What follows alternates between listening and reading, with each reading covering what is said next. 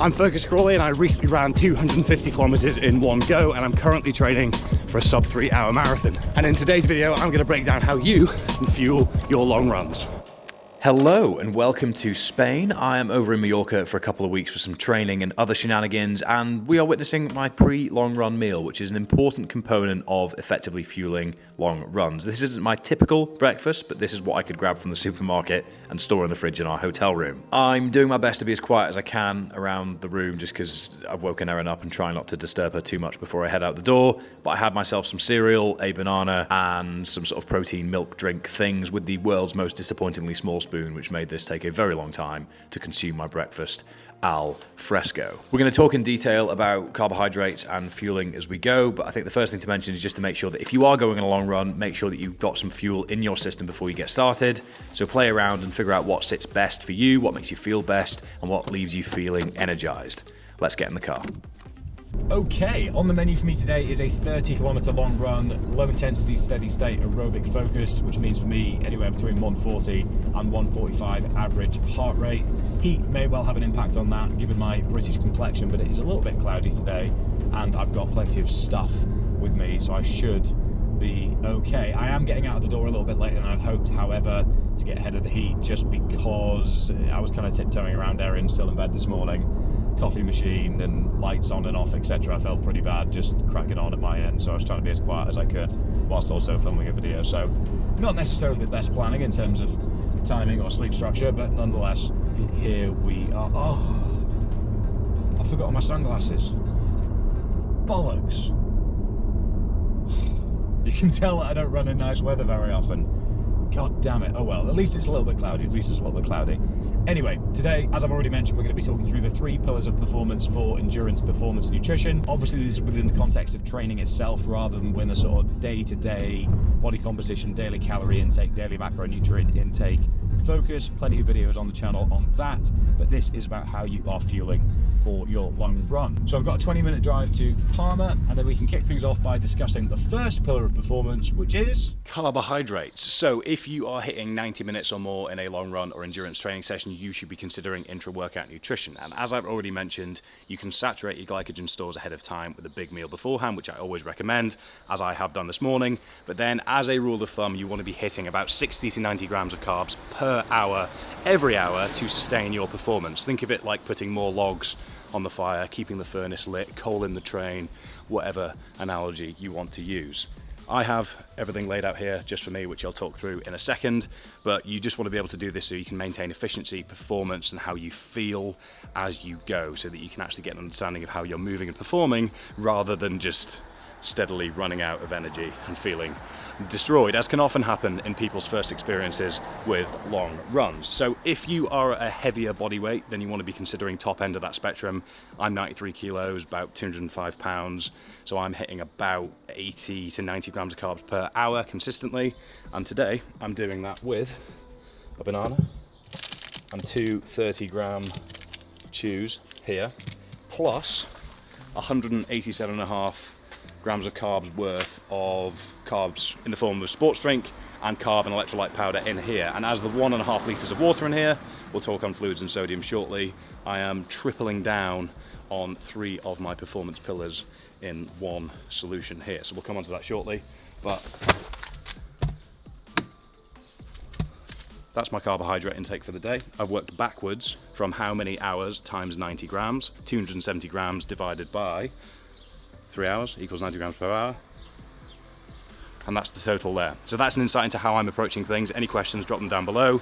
I'll talk you through when I'm consuming my carbs and how often I'm consuming them, etc., as we go.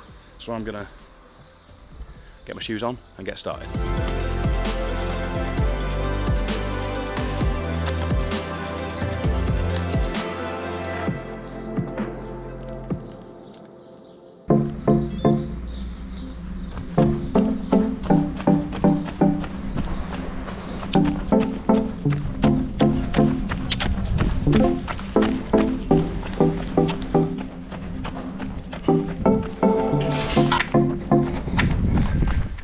Okay, so the second pillar to consider is fluids, and as a general rule of thumb, again, we should be aiming for between 500 to 750 millilitres of fluids per hour. However, that's massively dependent on the individual sweat volume, and very topically today for me, the temperature.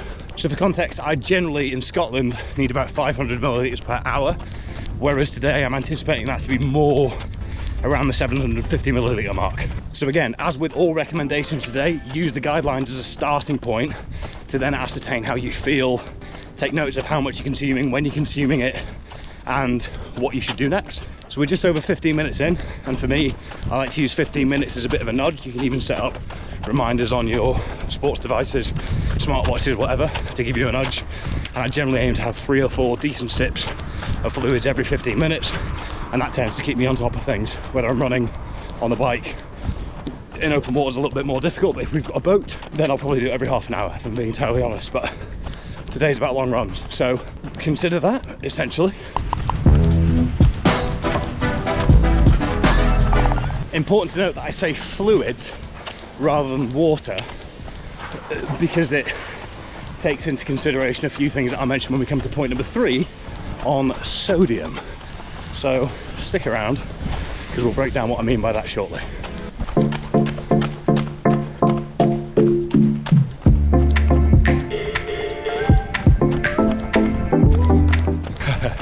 Okay, so clouds have dissipated a little bit and temperature's gone right up. So 2 things. 1, I'm raising that I forgot my sunglasses, and 2, I reckon my fluid intake has just increased ever so slightly. Okay, half an hour deep, so I'm using that as my timing cue to get some food on board. Again, every half an hour, whatever structure works for you, whatever nudging system strategy works for you, the important thing is to have one. So mine is every 15 minutes get some fluids on board, every half an hour get some food on board. Yours might be every 20 minutes you get both on board. Whatever it may be, trial and error is the name of the game here. So can't really open this with one hand. You can just trust that I ate the banana, okay?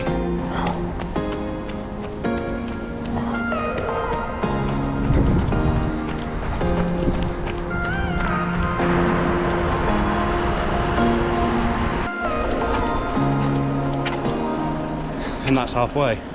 Thought I'd stop here for a second, because it's as good a place as any. I'm just gonna stop my watch actually, don't often do that, but because I'm filming a video and talking to you lot, let's talk about sodium, the third pillar of performance. So I've mentioned carbohydrates, I mentioned fluids, and then combining all 3 of these in totality is kind of where you find the sweet spot. So sodium, like fluids, like carbohydrates, is individual, but there are parameters that you can operate within to determine what works best for you with some trial and error. So generally speaking, rule of thumb, 400 to 600 milligrams of sodium per hour as a baseline. Some people might need a lot more than that, depending on your individual sweat composition. So there's 2 components to sweat: volume and composition. Composition is how much electrolytes you sweat out in your sweat.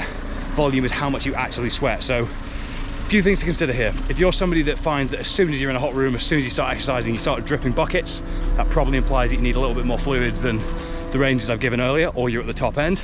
If you find that you're in black clothes and you get real saltiness even after 45 minutes, an hour of just sweating a little bit, then that implies that your sweat composition is a little bit higher, and you might want to start with at least 500 milligrams per hour and bump that up steadily to see how you feel.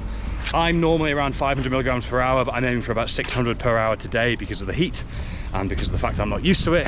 So again, starting points to consider, trial and error. And if you can combine sodium, fluids and carbohydrates concurrently, you can feel pretty solid the whole way through and be effectively fueled. Especially the case if you can triple down on things like this. We've got fluids, carbohydrates and electrolytes in one solution. Very practical in a race setting or a training setting. If this was just water, I then had electrolyte tablets separately and then had carbs separately, I'd be causing myself a lot more hassle. So combining the 3 is an important thing to practice and trial.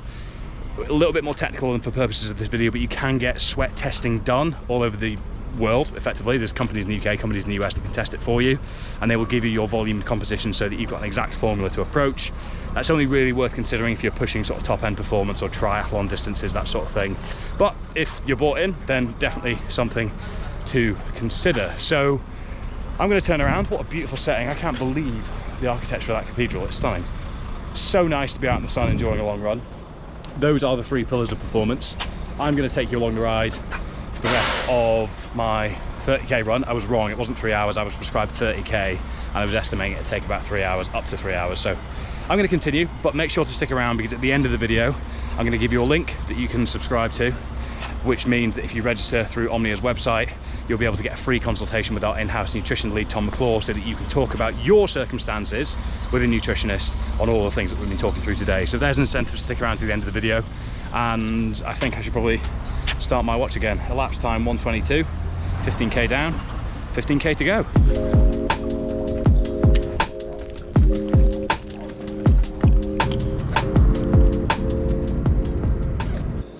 Okay, welcome back to a very dark and dingy car. I am soaked through. That got quite hot. Definitely a lot hotter than I'm used to. Data on the screen for you just here. Pleased with that overall. Average HR 144. And I am just going to sip on these electrolytes all the way home. Ordinarily, if I was at home at this point, from a fueling point of view, I would make myself quite a micronutrient dense smoothie with some protein in it. So frozen berries, handful of spinach, some Greek yogurt, some skim milk, bit of water, scoop of whey protein, and just get that down me straight away, just to sort of kickstart the recovery process. But as I'm on the move, what I'm going to do is just make sure that I get these consumed and then get back to my hotel and get some micronutrients and some decent food in me as soon as I can. Anyway, final considerations. I think, to summarize, I don't really need to go through each point again, but what I will say is that I've been quite clear that those are starting points and parameters to work from in terms of trial and error. Just because your friend gets on really well with science and sport beta fuel doesn't mean that your stomach will tolerate the ingredients and carb sources in that as well as they might. So it's important to try different products, see what amounts work for you, see what practically works for you. Because yes, there'll be people in the comments being like, oh, well, you should eat whole, unprocessed foods because it's much better for you. Yes, but it's very difficult to carry sandwiches on bike rides and long runs. So you do need to access convenient, practical foods, but any whole foods that you can carry, can consume comfortably, great to experiment with. So no matter how far out from your race event distance that you are, make sure that you're trial and erroring, not really a thing, but you know what I mean, the whole way through in terms of what works for you. Those are some parameters to work off. Any questions, drop them down below, and most importantly, head to the link in the description and you can register yourself for a free consultation call with Tom McClure, our in-house nutrition lead at Omnia Performance, and you'll fill in an intake form, give some top line information. He can come prepared to debrief it a little bit with you and see where we go from there. But essentially, if you want to unpack a few of the things that have been discussed today, then make sure to register for that link down below and you can access a free nutrition consultation. What's better than that, other than making sure that you've liked the video, commented down below with any questions, suggestions, thoughts, feelings or insights, and make sure that you have hit subscribe. I am now cooking in this car, so I'm going to say goodbye and get into some cold water as quickly as I possibly can. Thank you very much for watching. Adios.